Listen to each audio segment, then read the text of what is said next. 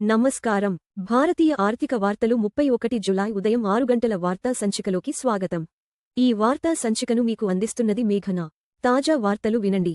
Sensex 77,728.15 273 pts 0.35% పెరిగింది. అత్యధిక లాభం ఎం మరియు ఎం 1.92% పెరిగింది.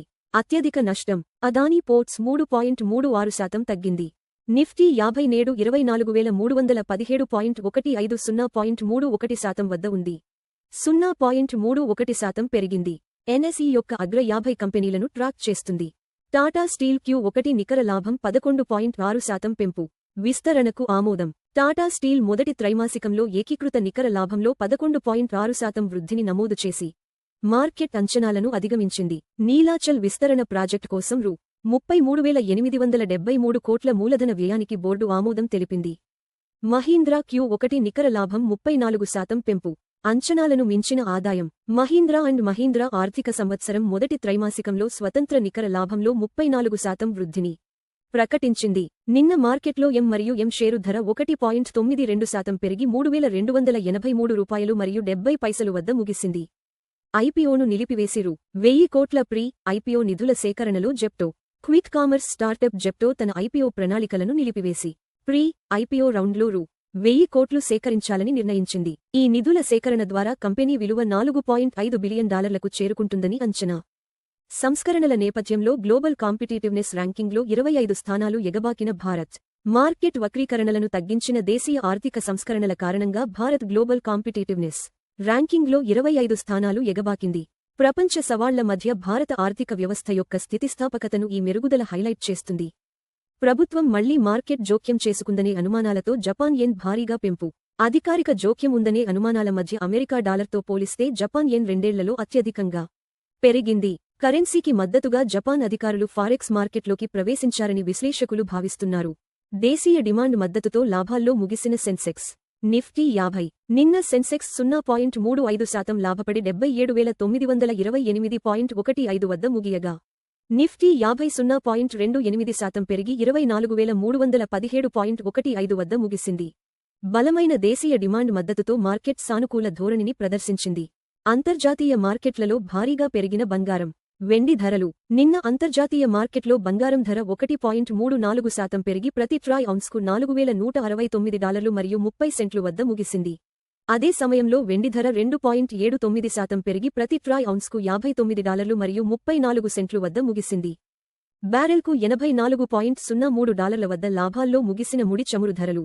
నిన్న ముడి చమురు ధర 0.45% పెరిగి బ్యారెల్కు $84 మరియు 3 సెంట్లు వద్ద ముగిసింది. అంతర్జాతీయ డిమాండ్ అంచనాలలో మార్పుల మధ్య గత నెలలో ఈ కమోడిటీ అస్థిరమైన ట్రేడింగ్ను చూసింది. త్రైమాసిక క్లౌడ్ రాబడి వృద్ధిలో అంచనాలను అధిగమించిన అమెజాన్ వెబ్ సర్వీసెస్.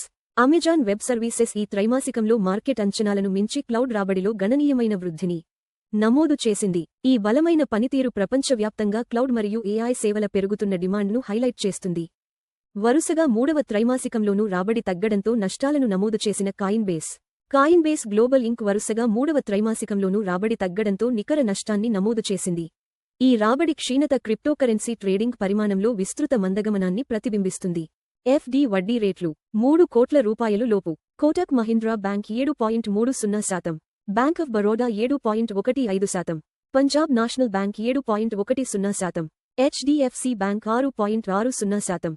బంగారం $4,169 మరియు 30 సెంట్లు 1.34% ప్రతి ట్రాయ్ ఔన్సుకు. అప్రాక్సిమేట్లీ ఈక్వల్ టు $128,239 ప్రతి 10 గ్రా. బంగారు ధర 1.34% పెరిగింది. మునుపటి ముగింపు $4,114 మరియు 10 సెంట్లు నుండి. బంగారు ధరలు ప్రపంచ డిమాండ్, డాలర్ బలం మరియు ద్రవ్యోల్బణ అంచనాలను ప్రతిబింబిస్తాయి. వెండి $59 మరియు 34 సెంట్లు 2.79% ప్రతి ట్రాయ్ ఔన్సుకు. అప్రాక్సిమేట్లీ ఈక్వల్ టు $1,825 ప్రతి 10 గ్రా. వెండి ధర 2.79% పెరిగింది. మునుపటి ముగింపు $57 మరియు 73 సెంట్లు నుండి. వెండి ధరలు పారిశ్రామిక డిమాండ్, సౌర శక్తి మరియు సెంట్రల్ బ్యాంక్ విధానాలతో ముడిపడి ఉంటాయి.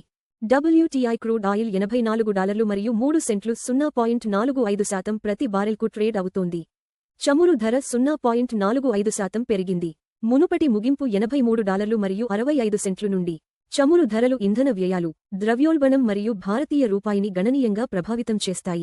$65.670.03 వద్ద భారతీయ రూపాయికి వ్యాపారమవుతోంది. రూపాయి 0.03% బలహీనపడింది. మునుపటి ముగింపు $95 మరియు 64 పైసలు నుండి. బలహీనమైన రూపాయి దిగుమతి వ్యయాలను పెంచుతుంది. అయితే ఐటీ మరియు ఫార్మా ఎగుమతిదారులకు ప్రయోజనం చేకూరుస్తుంది. ఎల్పీజీ సిలిండర్ ధరలు ప్రధాన నగరాలు చెన్నై $957 మరియు 50 పైసలు, $3,106. బెంగళూరు $944 మరియు 50 పైసలు, $3,021. హైదరాబాద్ $994, $3,191. ఆంధ్రప్రదేశ్ $966 మరియు 50 పైసలు, $3,128. భారతీయ ఆర్థిక వార్తలు చూసినందుకు ధన్యవాదాలు. ప్రతిరోజు ఉదయం మరియు సాయంత్రం 6 గంటలకు మా వార్తలు చూస్తూ ఉండండి. లైక్, షేర్ మరియు సబ్స్క్రైబ్ చేయండి.